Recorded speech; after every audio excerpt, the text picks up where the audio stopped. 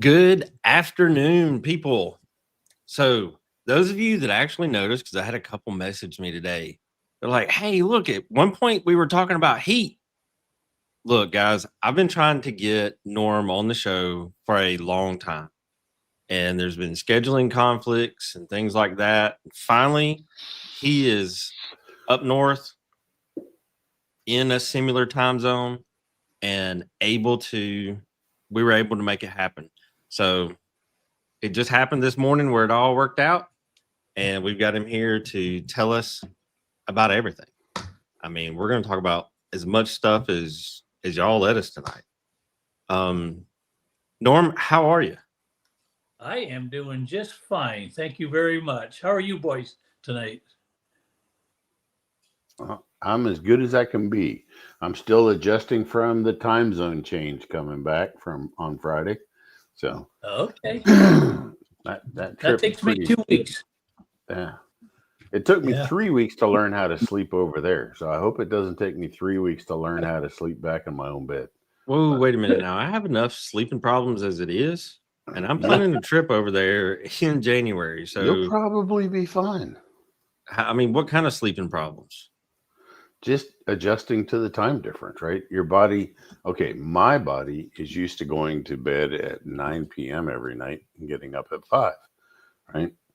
Yeah, you set a clock by your waking and sleeping. So, over there, it's like, I don't know when it's time to sleep. First time I try to sleep, I only sleep for about 5 hours, wake up, right? Yeah. And then, each day gets a little bit better. I can, instead of falling asleep at 5 o'clock in the afternoon, I'm falling asleep at 7 or 8, right? And progress. My last week, all right, I'm actually falling asleep at 9, 10 o'clock at night, getting up at 5 or 6 in the Philippines. Well, now I got to learn how to sleep in the States again. Yeah. So I quit learning how to sleep when I was about 17. And so now I have to have assistance. I have insomnia really bad. So I hope the stuff that I take normally will get me there once I get there. Right. Yeah. Well, that jet lag, they say it takes a day for every hour, and you won't get a greater jet lag than the Philippines. It's 12 hours, right? At least it is from here. So I'm sure it's the same for you guys. Yeah, it's the takes same. 12 days. It takes 12 days. So, and I swear it makes you a little older every time you do it. Yes, it does. Yes, it does. It's a very stressful thing. Hopefully, I only have a couple more trips until I can, get my lovely lady with me all the time here. So, yes, congratulations on that, by the way. Thank you. Yeah, you betcha. Good for you. So, anyway, yeah. I mean, that is not where you find love is where you find it. That's right. Yep. Yeah. So tell us a little bit about how you got started with Game Pal.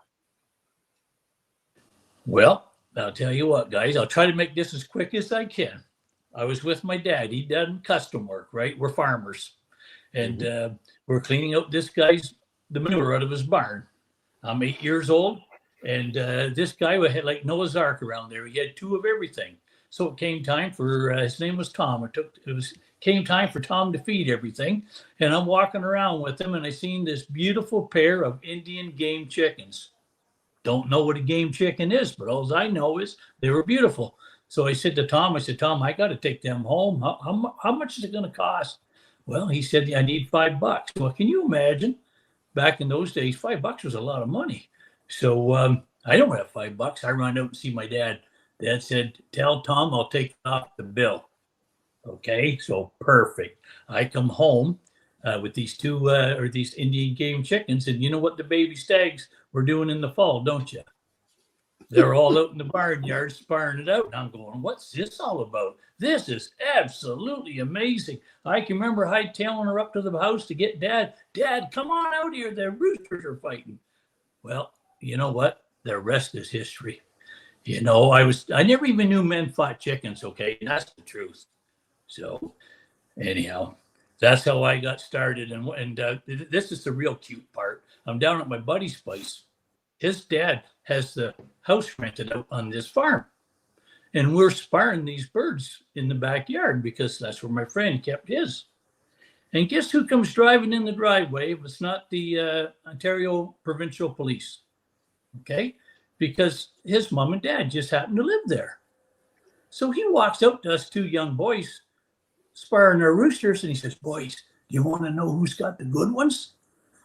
It's like everybody around here thinks they're all undercover, right? God dang. Anyhow, so he told me two names. And I couldn't get on my bicycle fast enough and hoof her for home. Back then we had the phone book, right? Look those guys up in the phone book.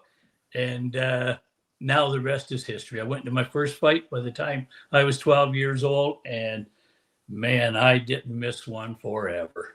So anyway, and hey, I'm free to talk about it here. Am I okay to talk on your show about the birds that much, or do I need to kind of keep a lid on it, guys?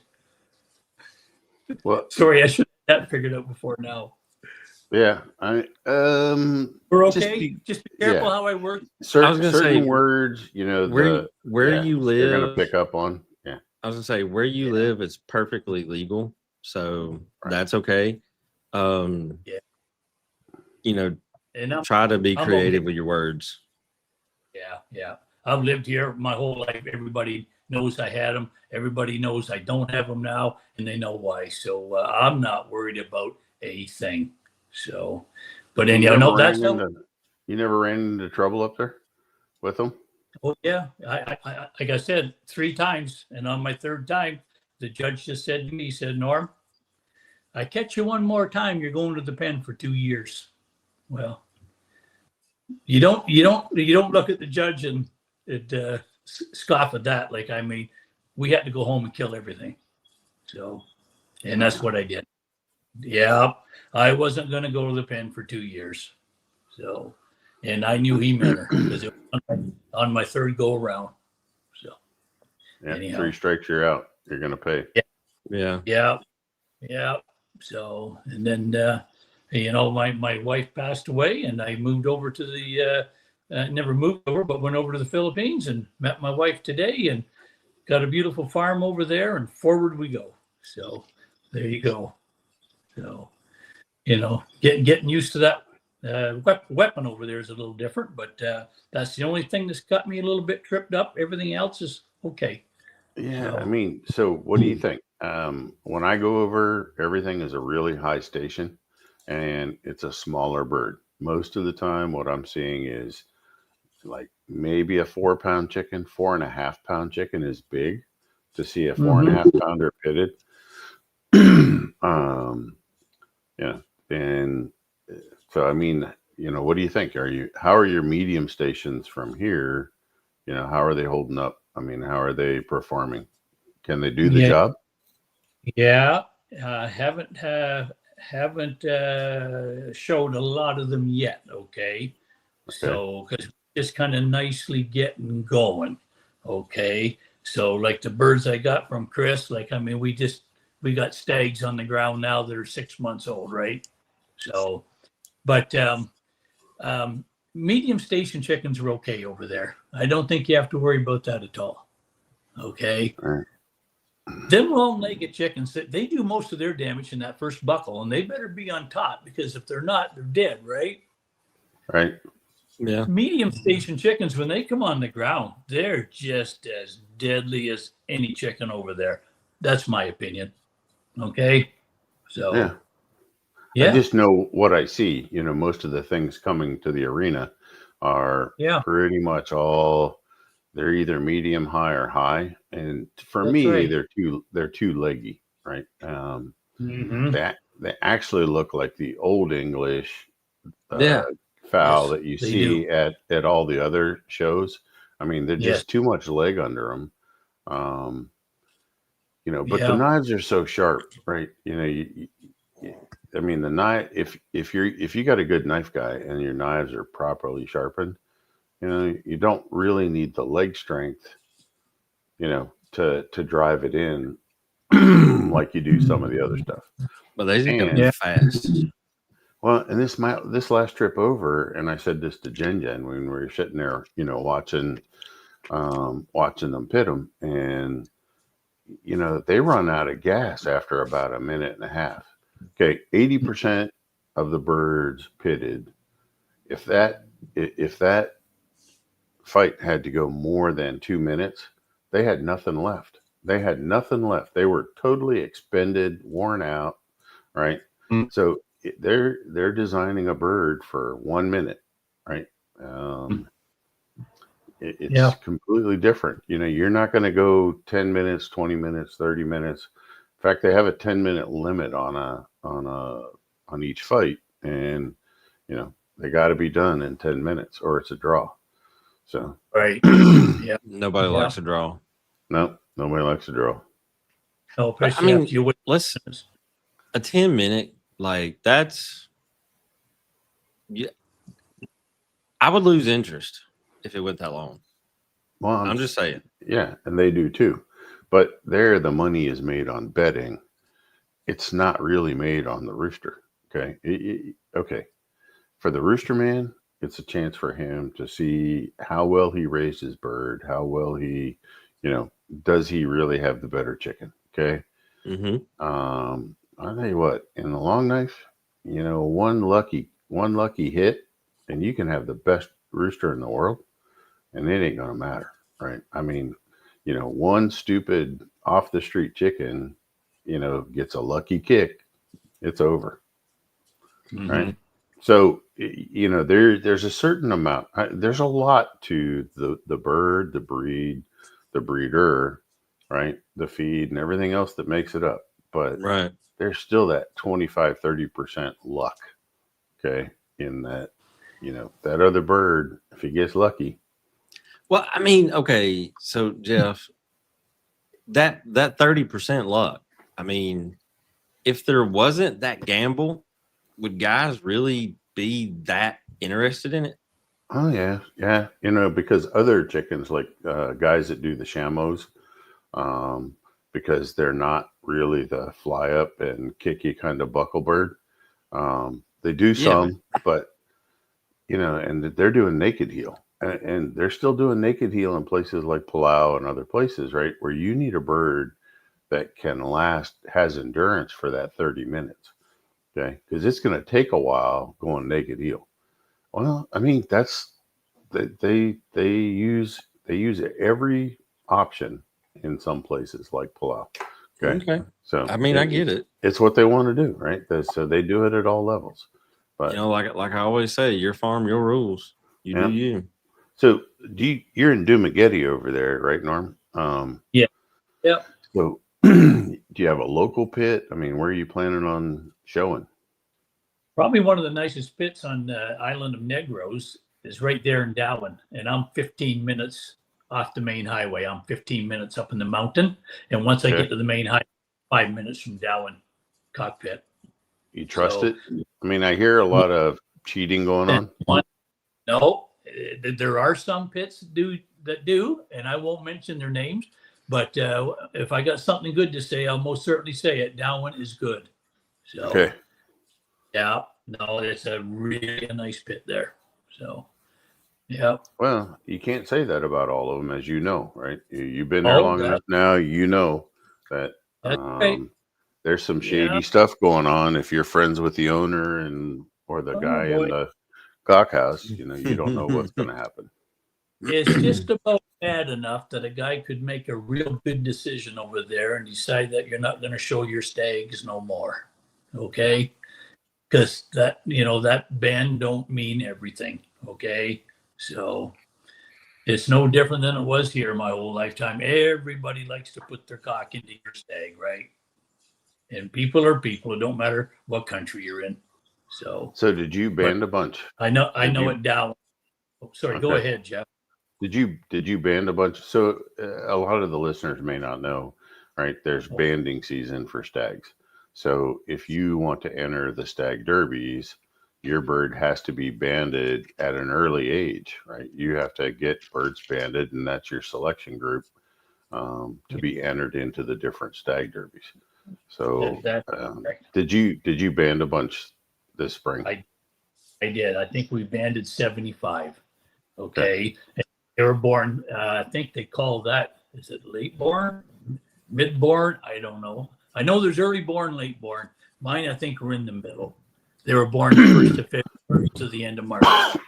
Yeah. Yeah. The early February hatches are what they call the earlies, and then you would be in the middle to late end of it. I thought it actually went into May. Didn't go to May? I think they do. Okay. Yeah, they do. They can. So, yeah. But, and of course, these bands are for certain derbies too. Right. Yeah. So like you would go to that pit. Well, and you they identify would see the age when they band them. So like he said, that stag can only go to that stag derby, right? Based on the color of the band and the number. Okay. So you kind of have to have 25 for each derby kind of thing or whatever. You know, you're going to band them for different purposes, and you can't take a stag banded for this show to a different show, and you can't enter them, right? It's almost like your pre-entry. Yeah. Yes, it is. And it's so like it's essentially a way to keep a gentleman in a stag derby. For the most part, you know, it's supposed to cut out the cheating a little bit, but they still figure out ways to switch bands and do stuff. Sure. But if you get caught moving or changing a band, might as well move. You're banned from the derbies for, I can't remember how many. Did Jen tell me you're banned for life, or is it for 2 years or something like that? But yeah, if you get caught switching bands, you know, for a derby, for a stag derby, it's the big deal, man. And he begged me to come over September, October, November, because that's when all the stag derbies are. Mm-hmm. And he thought, man, for whoever's coming over, you know, for our little get together, he thought, man, that would be the perfect time to come. And I said, Jen, I cannot come September, October, November, right? It's not happening. Right. I go, that's hunting season, and I ain't giving that up for nobody. I don't care who you are, right? I already told my family, if you die in the middle of hunting season, I will not be at your funeral. Tough shit. Okay? Ain't happening. They might have to put it off a half a week. Yeah, we're going to put you on ice or something because I'm not coming, right? Get out, empty out the deep freeze. We all got our priorities. So we did have a question. Yep. Earlier when you talked about the guy that gave you the names and you looked them up in the phone book. Yeah. One person's wanting to know who they were. I can tell you George Bell was the one guy. And I ended up being really, really good friends with his son as we went forward in life. And the other guy's name was Von Miller. We called him Doc. He was a beef farmer, and they called him Doc because he was kind of the local vet. Okay, but he had no papers. Okay, and that's who they were: Von Miller and George Bell. So George Bell never picked up the phone when I called him, but old Von Miller did. So, yeah. And then when I got to know them, and they were like so secretive, like we had to be back in those days, right? Yeah. And then when they found out that I got their names from the OPP or the Ontario Provincial Police, they were just like, "What?" But they knew I wasn't. Funny. Yeah. Oh, we think we can fool everybody. You don't fool nobody. Yeah. I mean, I've said for years they pick and choose their battles. And when they need some wins, they go after the easy ones. And when they want to do something, they do it.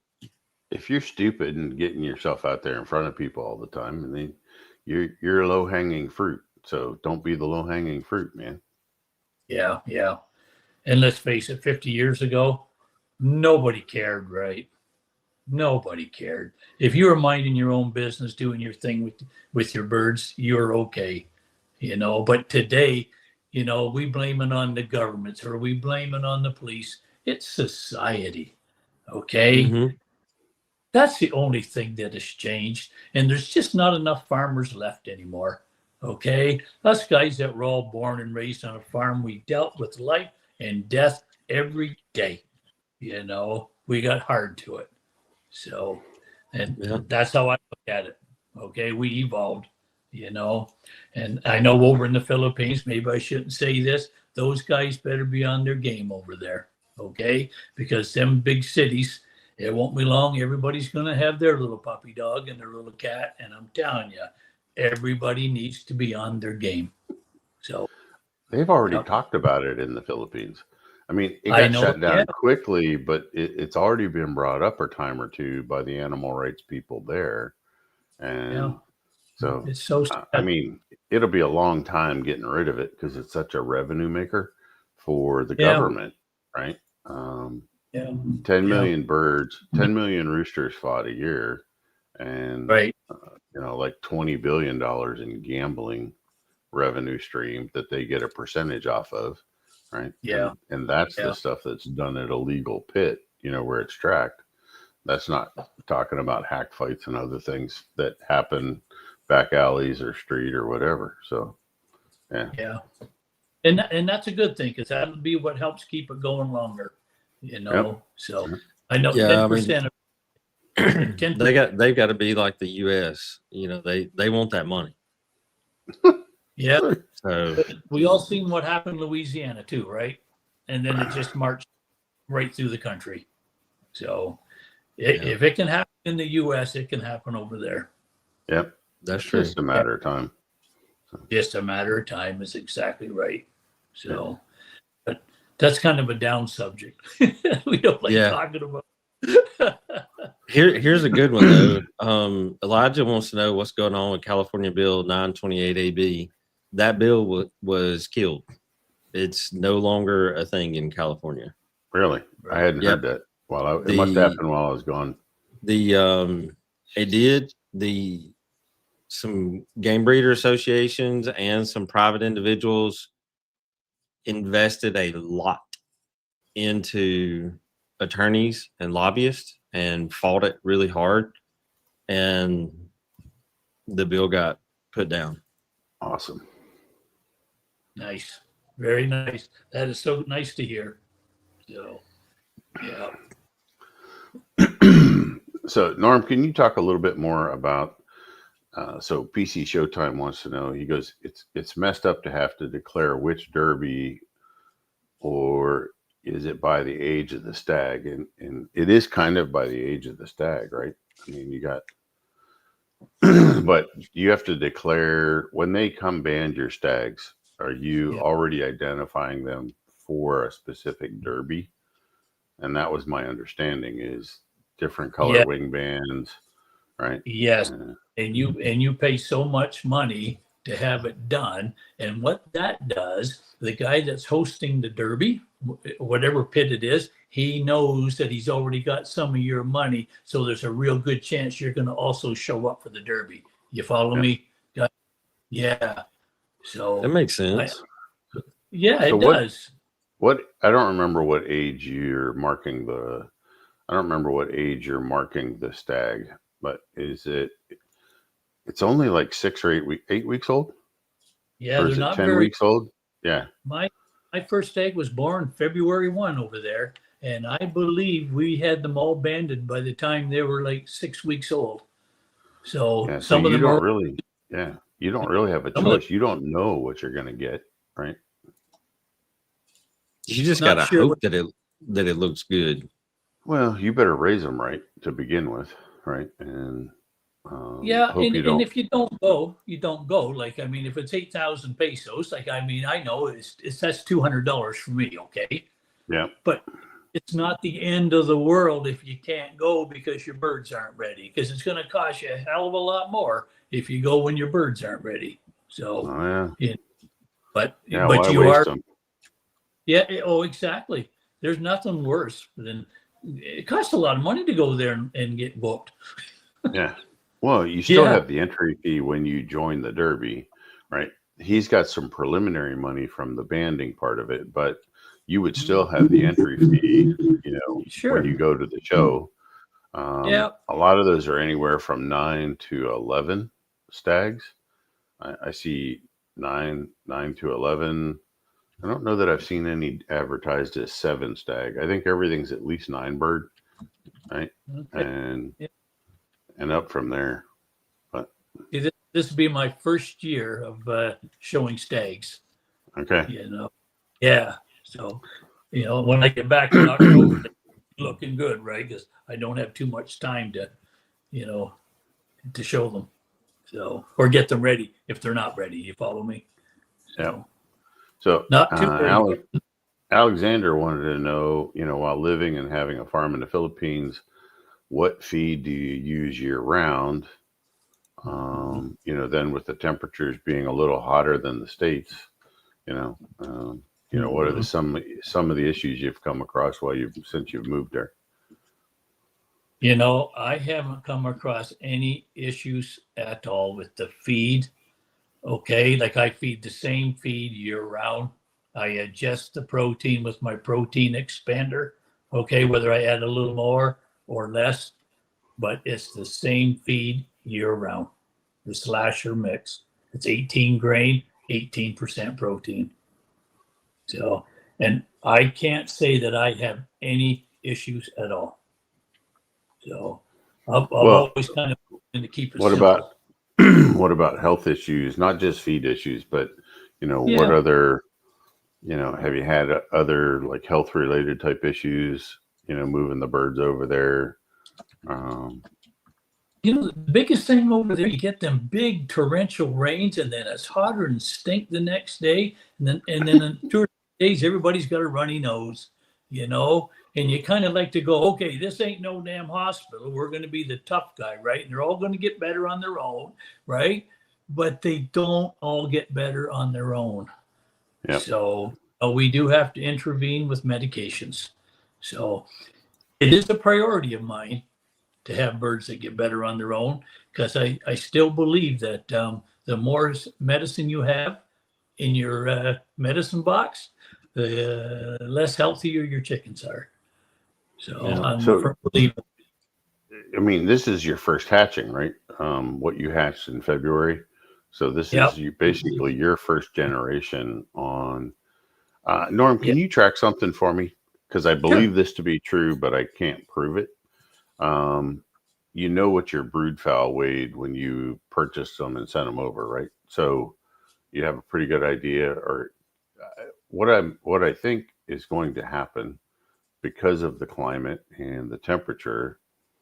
I think over time, each generation is going to continue to get a little bit lighter weight, a little bit narrower, and become more like the typical Filipino bird, right? That's my theory. That's my theory. I don't want to get shot, but I know it's hard to grow a 5.5 or 6 pound rooster over there. Like U.S. genetics going over hatch, roundhead, whatever. It's hard to hang on to that body size, right? Yeah, you just don't see a lot of it. Right. Yep. And we all know that we fight, or we show the smaller ones, right? So you don't put your 5.5, 6 pound cock in the brood pen, right? Because you just know you're heading in the wrong direction. You kind of like to keep them in that 5 pound range at the high end. Yeah, I mean, you can't. It's hard to match them if you go over that 5 pound range. Exactly, or you get yourself in the conditioning that you're taking too much weight off them, and you start playing that game, and that don't always work either. So, but I was just thinking of the heavier birds that I saw when I was just there, and 2,300 grams, which I just did the math, is like it's 5 pound 1 ounce was about the heaviest I seen. Because they do the sticker and they put it on the tail, when they weigh them in, for matching purposes. And Yeah, 5 pounds was a big bird, and I only saw, the whole time I was there, I'll bet I didn't see more than 5 pittings with Right. 2,300 gram birds, right? Mm. So Yeah. the 5 pounder is kind of rare. But, Yeah. so Kelly wants, go ahead. yeah, Kelly wants to know, what are some of the things that you have to do to adjust, right? Going to the long knife compared to the gaff. I still condition the way I always do, because you know what? If you do have to go for that long haul, at least you got a rooster that can do it, right? Yeah. So I still condition the way I've always done. The American boys have taught me something that really, really helped. I work hard, but the last week or 9 days, they get nothing. Okay. And that was something that I learned from the Americans that really paid off at my end. Okay. And so the conditioning, I say, is relatively the same. I say we got excellent feed over there, so there was no adjustments there to make. That every day 30-degree heat with that sun right on top of you, that's the big adjustment. Okay, and you usually got a good book to read in an air-conditioned bedroom someplace to spend a little bit of that time of the day, right? But and then of course the language barrier. Okay, but I've got one hell of a good gaffer now. I think the world of my gaffer. He jumps right in the pit with me and looks after all the bedding, and he's 100% honest, and that's what you got to find. Okay, and so that I'm a guy that's always did everything by myself, so I always have a hard time working with other people. I'm not miserable. I just like doing everything myself. But I was really fortunate. I got a really good guy now at the pit. I am 100% comfortable now when I go to the pit. 100% comfortable. So Good. It wasn't that hard, guys. It wasn't that hard, believe me. So what lines did you ship over to start with? What was your brood fowl that you're working from? I sent all mine over in eggs. Okay, and that's going back 3 years ago. I had the old Pine Albanese that I used to cross. Okay, and we had the yellow-legged hatch from Gene Brown, Oak Grove. And what else did I send over there? I sent some butcher blood over there. Okay, so and then I bought a few lines from a real close friend of mine. He's a Filipino, but he spends half the time here in Canada. So we played together here for quite a few years. And he had a bit of a stroke over there, and I got all his brood fowl. So he had the Canada Lions, he had the Joey Salang Sang Robbie White Kelso, and he also had the Stuart Roundheads. I think they're like a yellow-legged hatch. Okay, so I got those 3 lines from him, and don't beat up on me too hard, guys, but I got 5 lines from Chris Copas too. So I've got a lot of sorting out to do, but that's okay. That's the fun part. So I was gonna say, just getting started, that's a lot of options. That's not a bad thing. Yeah, it won't take you long to figure out which families you want to keep. In 3 years, you'll know which ones are going to be your money makers. So and the ones that like me, that is just one thing I cannot tolerate at my age now is them damn man fighters. I don't care if he's a double burning ace. Okay, you come off that scale at me. We got this saying over there. I got a ravine on the farm, eh? I just look at the boys and I go like this. That means he goes in the ravine. And I don't care. I don't care how good he is. I just will not tolerate it. So I got them for fun, and there's no fun with one of those buggers trying to hit you in the face. No. I can tell you though, when I was visiting the pit there, Jen's, the one came in with a cord on his leg, and I'm like, what did he leave the cord on for? He goes, man fighter. So every time I saw the cord come in, I would bet on the man fighter. Hey, I'll tell you, the majority of them win. I know. Just, they have too much aggression. I was going to say, they got a lot of aggression and a lot of testosterone. Yeah. So you're 100% right, Gary. But another thing I'm really afraid of, how bad are we going to feel when one of our birds haul off and get a licking on the referee?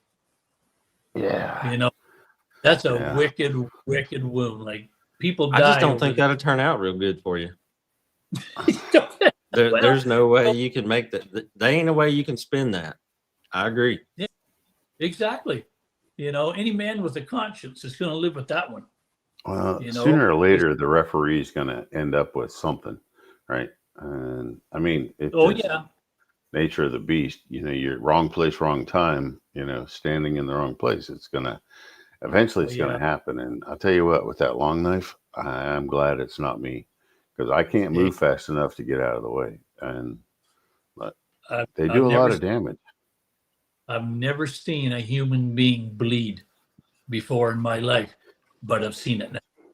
Okay, like that stuff flies halfway across the pit when you open up a man's wrist. It's not pretty. So I bet.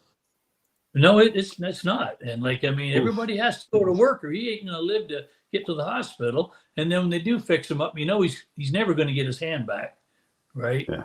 So, yeah. No, it's no place for it. So, No, but I agree with you. No, yeah, I'm not yeah. arguing with you. I'm just saying that No, when I they know come you're not. when they come through the pit and I see the cord on their leg, I know who I'm betting on. So Yeah, it's I just hope yeah. he's not turning on the man who pits him. But yeah, it's Oh, I've watched It's a that thing. too. It's just like wow. I just sit there and shake my head because you see the handler go over and talk to the referee, right? You know what they're doing. He's a man fighter, and when the guy releases him, he goes running to the glass door to get behind it with the rooster chasing him. Like, oh my god! Like I didn't he, get to see that yet, but there's oh still time yeah, to come. Yeah. yeah, you bet. Mm. Yeah, yeah. So no, we've all wore the gaff, and it hurts. Okay, but it don't dismember you. Okay, Not so like a knife does. That's oh for sure. boy, yeah, for sure. Yeah. And those Anyway, knives are honed razor sharp. I mean, they are amazingly sharp. Yeah. they are. Well, you can They've got shake. some of the best knife sharpening guys in the world there for getting Mm-hmm. those knives just perfect. Yep. In fact, a friend comes over from Guam. He brings his knives when they need touched up. He brings them to Manila, over there and gets them.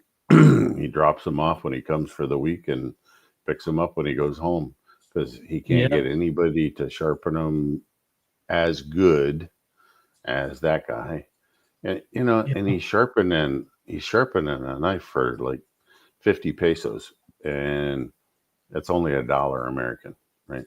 $1 US Yeah. to sharpen a knife, and you Yeah. could shave with it, right? And I mean, you don't want to mess with these things. No, that's for darn sure. Yeah. Yep. Yeah. So one of the guys asked that he had heard that the white kelso is getting popular again in the Philippines. Have you seen that? I saw some white, in when I was up in Tanza, but what are you seeing Mm-hmm. down around Dumaguete? Yeah. See, I haven't been there long enough to have a real good opinion on it, and but yeah, I like them. I've got a trio on the farm, and I think they're pretty decent. So, but are they getting more popular? I can't say for sure. All right. No. I do know Yeah. that the white or the light color birds are easier to dry out. Okay, they're easier to get the body moisture out of them than the dark Okay. birds. Yeah. Okay. On Okay. what I noticed just holding birds at Jen Jen's on any given day, right? I can go pick up a blackbird and feel Yep. the body moisture, and then I can go pick Yep. up either one of his Dominiques or one of his bullocks or a white bird, and Okay. they're almost always half the body moisture or half the leadiness, so they don't retain the same amount of body moisture. Just and I don't understand why, so I'm not even going to theorize on it. I'm just telling you Yep. what I feel, right? Is the bullocks and the lighter colored birds don't hold Yeah. the yeah. It's Well, it's weird. just plain old genetics, right? Yeah. So Yeah. yeah, and it's maybe that's not a bad gene to have because we all fight with that moisture thing, and we all know how important it is to have it right. Oh yeah. Oh, boy. Well, I don't Yeah. know how much they pay attention there. Well, at the hack fights at the local pits, I don't think they Mhm. do pay much attention to body moisture. But for the big derbies, they're definitely drying them out, right, to get them on point. So Yeah. Yeah. Yeah. Yeah. It's always nice when you don't have to dry them out. You know what I'm yeah, saying, guys? When they just Yeah. do it by themselves, but they yeah, don't always do it by they themselves. don't. They They don't don't. always cooperate. The birds you choose don't Yep. always cooperate the way you want them to. So Yeah. Yeah. So true. Yeah. So, but anyway, no. That's the part I enjoy the most over there is the conditioning. Get up in the morning and have your cup of coffee and out you go and get at her. So what do It's you? Yeah, what's your conditioning routine?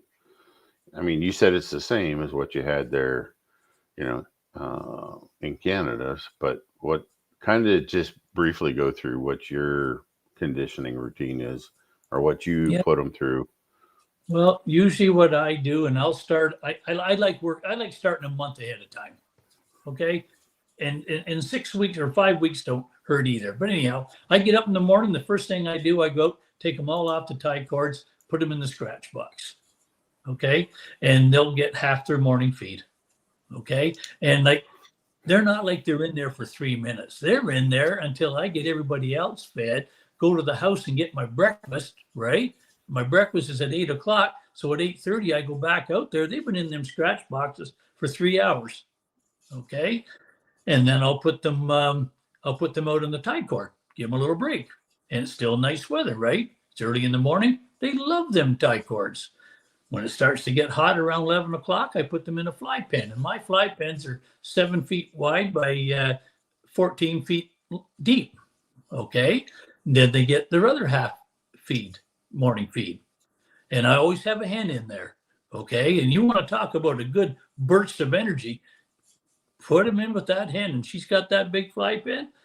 I really, really like that. Okay, so now they're in the fly pen until things start to cool off at nighttime, and I put them back out in the tie cords and feed them, and I'll also rotate them around in the afternoon from one fly pen to another. I hate having a bird in any one pen for any more than 2 or 3 hours maximum. Okay, just to keep them awake. Right? Yeah, keep their alertness Yeah, level up. Yeah, that's half the battle. It's just you got to wake them up, you know. So, and that's what I do. It's pretty simple, you know. I feed very very little supplements, but I'm a huge believer in just good old raw liver, you know. And if any of you guys want to look it up, the nutrient content in good old raw liver, there's nothing. There's not too much missing, guys. It's all no, there. it All, is. all your mics, all I your max. I'm glad you said that because I've been trying to convince guys to feed, a little raw liver that last couple of weeks leading up to, right? Yeah. And They don't believe us. yeah. But Yeah. yeah, I like to dice it up so it's not too difficult to eat for the bird. I don't know how much Yep. you're using. I was recommending cut back the feed by a tablespoon and replace it with the raw liver and just kind of go that direction for that 2 to 3 weeks leading in. And Yeah. I Yeah. think, to me, I think it makes them hungry for blood, just because of the raw liver and the amount of blood that's still in it. It gives them an appetite for raw meat. Yeah. Yeah. Yeah. I think it gives them a little bit more aggression, when it comes time to pit them. I mean, that's my feeling on it. So Hey, Yeah. I got a question, Norm. On your Yep. fly pens, how Yep. how high is your roost bar in that thing? You know what? I don't like to get it too high because I don't want to get a ladder to get them. Okay. But I'm going to say Right. 6 feet. 6 feet. You know, I don't like bumping my head on it, and I'm 5'10", so I find about 6 feet works as good as any. So you just So, walk in there and just yeah, have them at a good height. they all got their flight boards, right? Right. So they all jump up to their flight boards, and And but that hen, I'll tell you, that keeps your testosterone moving. You know, Yeah, it does. it does. I kind of feel sorry for the hen, but man, oh man, does it do? And you know, when you got the cock and you're walking to the fly pen, boy, I'll tell you, those legs just start going. Yeah, you don't have to And ask they yourself. get in that routine and they know what's coming. Exactly. Yeah. So Jeff, this no. question's for you. Yeah, I Oh, just no, I answered saw it. you But that's answered right. it. My bad. It's okay. For the Yeah. people not on YouTube, one person asked beef or pork liver, you know, which one? And you know, Jeff says either's fine. He prefers beef. I think beef is a little okay. Beef being an herbivore and eating more grass, it's going to have, to me, going to have a better iron content. It's Yeah. also going to have a better B vitamin content, because pigs are pretty much just fed a grain ration for the most part. The majority of their diet is grains or a prepared feed. So to me, the beef liver is going to have more vitamin content, right? And the fat in a beef liver is going to be a healthier, a better omega fat than pork liver, right? Yeah, that's So true. to me, I'd go with beef or calf. I Yeah. think that's the win-win. Yeah. But a person could use pork liver if that's what they had access to. You're still going to get some benefits from it, because the liver stores B vitamins. It stores a lot of the fat soluble vitamins, period. But liver tends to be really high in B vitamins. So, that takes away your need for that B complex shot, right? There's no need for that right there, the morning Exactly. of, right? And you can feed the liver up until the morning of the last day. I probably wouldn't feed it the last night, but you have to make that determination based on the bird, right? What you feel. Yeah. Yeah. You know, I'm a very lucky man. I'm married to a professional cook. Okay. That's what she did in the Philippines. She had her own restaurant. She worked in some very high end places. I hate liver, but she can cook it where I really enjoy it. I'm going to tell you something, guys. Just have a good feed of liver sometime and let me know how you feel the next day. I can feel it myself. So, I mean, there you go. And we eat pretty good around here. So I just thought I'd throw that in. All you got to do is eat it yourself and say, wow, you can feel it. So, There's a big energy burst in eating liver. There's a huge, and it's yeah. all coming from those B vitamins, right? Okay. And Okay. okay. So a lot of these energy drinks out there on the market that make you Yep. feel better, they're Yep. loaded with B vitamins, right? And so, liver's the same way. And if you don't overcook it, which I'm sure your wife is not, if No, it's she don't. properly prepared, you're going to Yeah. get a nice kick on those B vitamins. Okay. Okay. I And, wonder what it was. yeah. And, like Dougie just said, well, what about desiccated liver? Well, I think you're losing the vitamins, Dougie. You still get the protein, right? It's dried out, it's easier to handle and all that other stuff. But I think you're losing out on some of the vitamins. I'm not sure you're getting all the fats and the enzymes that are in the liver, because your liver also is the liver also secretes the majority of the enzymes in your body for digestion and other body functions. So those enzymes also have a benefit moving forward to the chicken, right? So yeah, there's just a lot of magic in liver. I'm with you, Norm. I hate liver.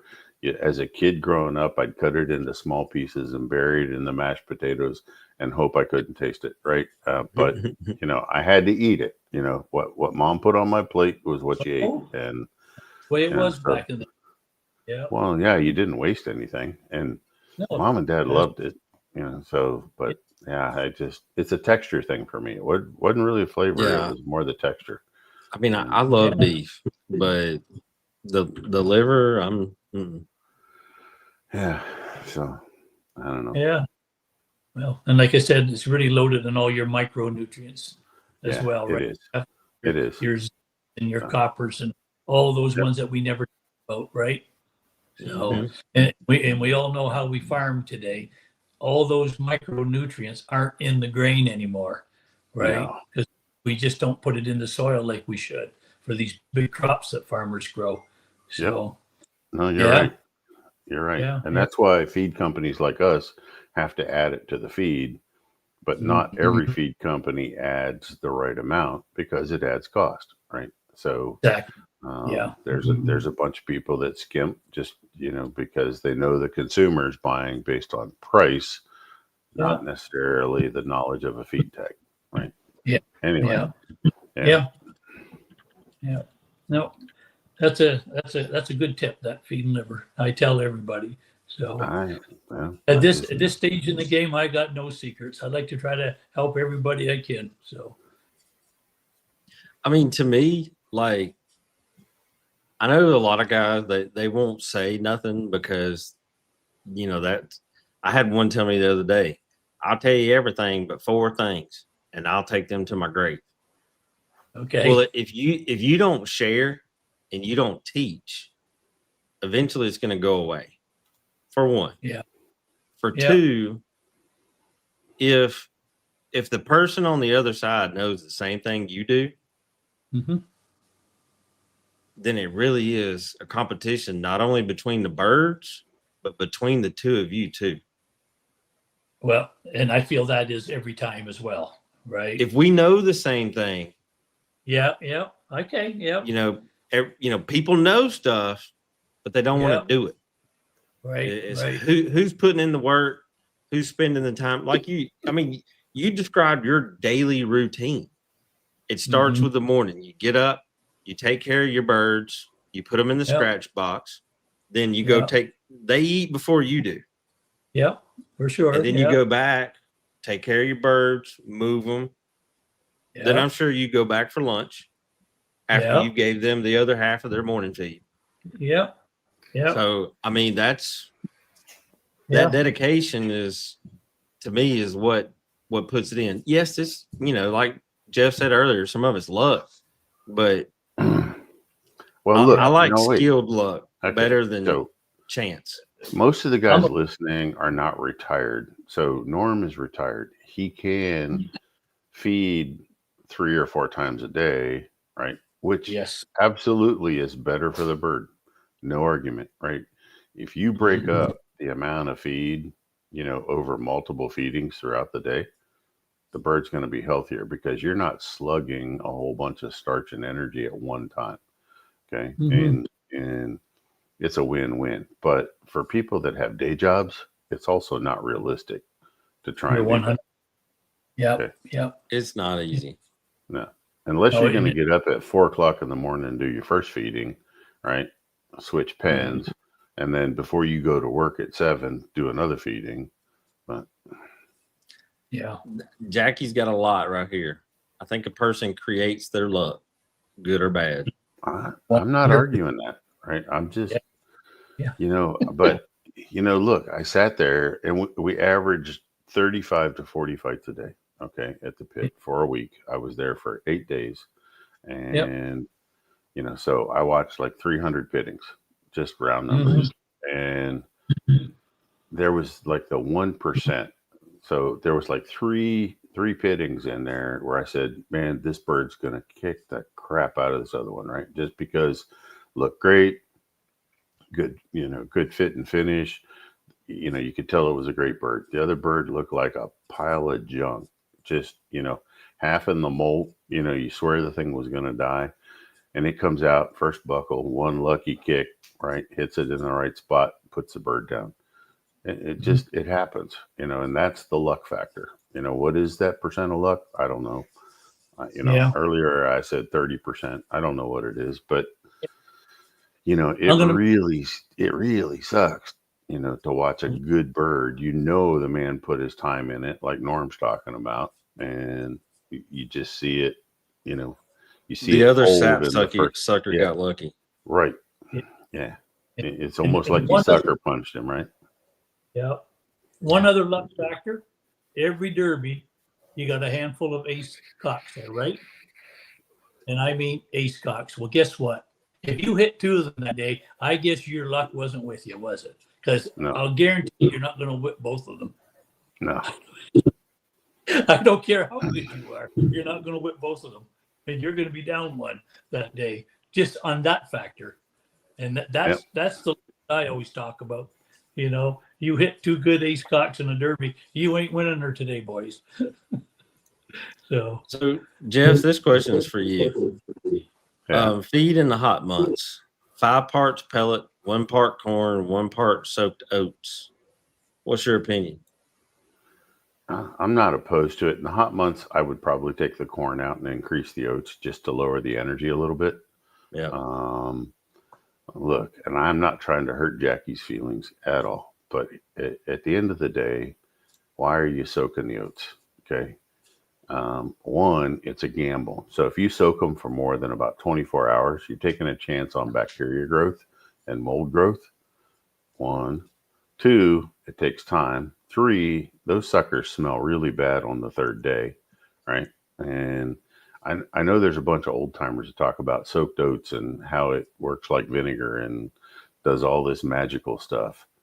Sometimes it does, sometimes it doesn't, but there's not really a need to soak the oats. I'd rather take that time that you're preparing the oats and just go spend more time holding your birds and getting to know your birds, because I don't see enough advantage out of soaking oats to make it worth doing it. That's just from a nutritional standpoint. That's my 2 cents worth. But yeah, if it makes you feel better, do it. But it's yeah. I want to mention one more thing, guys, because we got back talking about feed. Talking about pellets there for a second. I also feed BMEG 3000, okay, which is a really nice pellet over there. I mixed it 50-50 with the slasher grain. All right, okay. And it stays year round. Sorry, I forgot to mention that. Yeah, you didn't. I didn't ask you what your protein extender was. And when you, okay, so I read the label on the BMAG 3000, and it is actually of all the ones I've looked at, if its label is accurate and its ingredients are truthful, the BMAG 3000 would be my choice, other than a custom mix, right? You know, I mean, the custom mix we're doing for Gen, you know, is still going to be a step above the BMAG 3000. But yeah, I did see the ingredient list and the guarantee on the BMAG 3000, and it's impressive. And it's got some animal protein in it, which I really like too. Yeah. No, I'm still looking forward to the Rapido, guys, but I love what I'm doing. So as far as if you know, in the pre-talk before we came in, if you would have said you were feeding BMAG 3000, I wouldn't have questioned you nearly as much as I did, Norm. Okay, so sorry about that. That's okay. No, I didn't think to ask you. You know, I threw out the word Thunderbird, and you know, I've read that ingredient list, and you know, I'm not a fan. Let's just leave it at that, right? There's no need to throw dirt on top of them, but but I was pretty impressed with the BMAG 3000. Yeah, I honestly was. Yeah. Well, I know Joey Slang saying over in Mindanao, that's all he feeds, BMAG 3000, nothing else. Yeah. So yeah, I like to see grain in my chicken feed. I just do. So I do too. You need the grain. You need the grain to get the gizzard working. I want that gizzard working hard, and I think it makes a healthier chicken. So yeah, I agree. Yeah. So now this is one thing, Jeff. Is it okay to feed the Rapido and liver together? Yeah. Yes. Just don't get carried away with the liver. Okay. So like I said, about a tablespoon worth of liver is the maximum you'd ever want to give.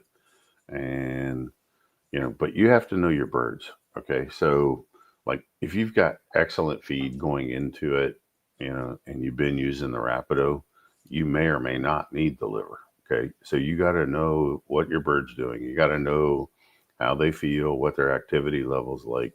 And you got to make the decision, you know, is this bird going to benefit from liver or not?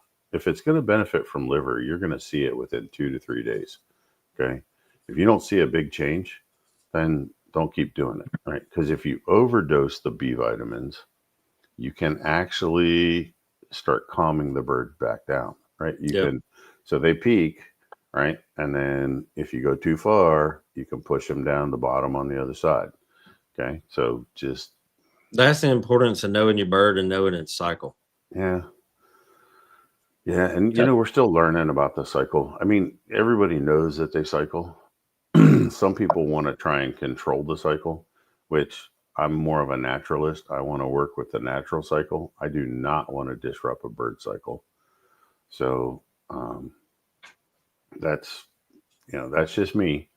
But you can do they're your birds. At the end of the day, they're your birds. You screw them up however you want to screw them up, right? But if you work with things in nature and you figure out the bird's natural cycling, it's going to be a win. Okay, and identifying that is not easy, right? You're going to see slight changes in the energy level. You're going to see a little bit of change in their appetite. You're going to see a little bit of change in their manure dropping for a day or two, right? And when you think that their energy is a little bit lower and the manure is a little runnier, that's probably the bottom of their cycle. Okay, and when you see them like really pacing the cage a little bit more aggressively, a little more alert, that's probably the peak of the cycle. Cycle being 21 days. So if you can identify the bottom or the top, then you can track it, right? But still learning this. I haven't got this figured out scientifically. I'm just kind of keeping you updated on where I'm headed with the cycle idea. Oh, Well, I've tell got a you what. test. Go ahead, Gary. I've got a test group running Okay. and to check on that. I really gonna want to tell know you- if the body temperature changes Ah. in the cycle, right? So that would be the easiest way to tell. Like, so if you get an infrared thermometer and you either shoot them in the ass or you shoot them in the head, and then you track it, there should be about a 1 degree body temperature difference between high and low. In the Right? cycle. Yeah. Yeah. So I every living creature on the earth has a cycle. Okay. Every living creature, I don't care who or what it is, everything from a bacteria to an elephant, right? Everything has a cycle. And the majority of those cycles are in intervals of 7. Okay. If you get outside that natural cycle or those intervals of 7, it's a sign actually that there's a health issue, there's a metabolism issue, there's something not functioning correctly. Okay. And the system's trying to correct itself.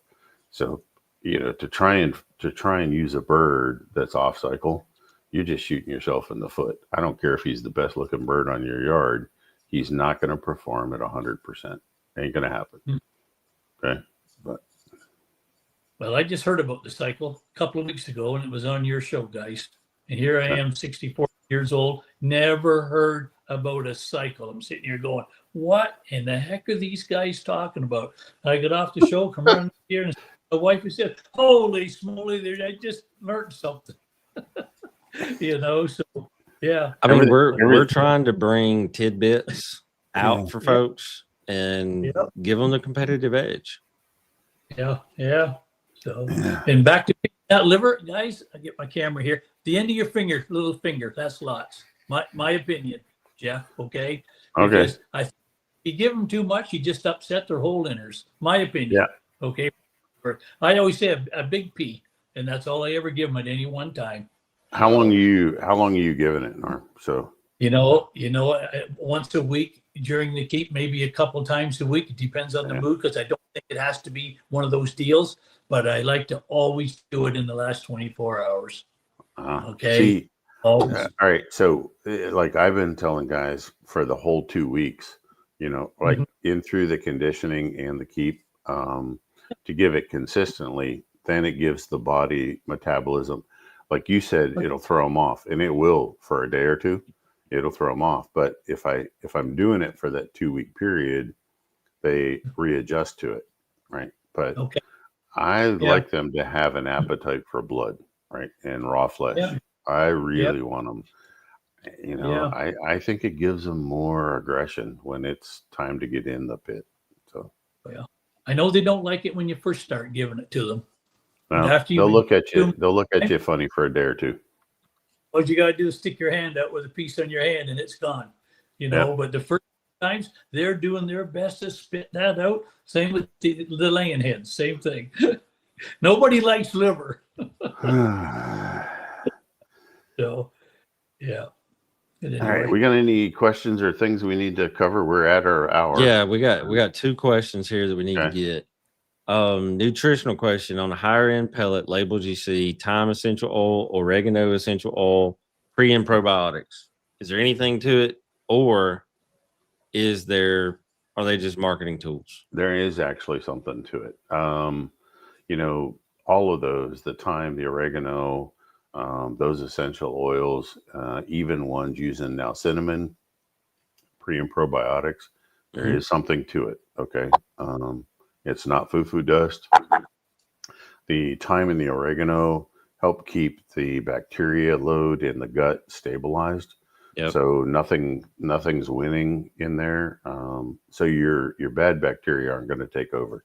So, and that's really what your pre and probiotics are doing as well. So it's keeping and maintaining proper gut health. It does a great job. All right. And this one right here, he's feeding the 22% chick starter that you formulated. Yep.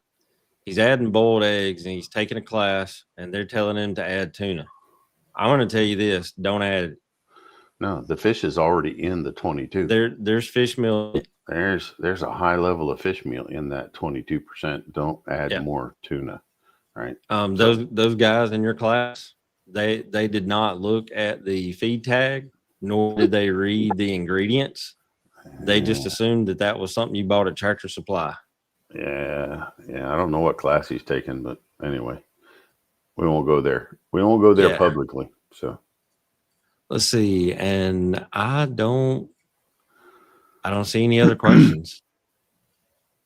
So with that, good night. Keep them crowing. See y'all next week. Thanks, Norm. It's been an honor, guys. We would like to take a moment to thank our friends over at ShowPro Farm Supply for their generous sponsorship and support.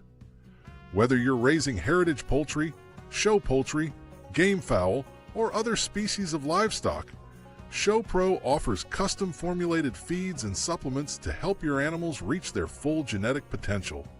And they don't stop at livestock. They also carry Alumacoop's movable poultry housing, plus a full line of Fertrell farm and garden products, so your whole homestead gets what it needs to thrive. Check out ShowPro Farm Supply, where nutrition meets know-how.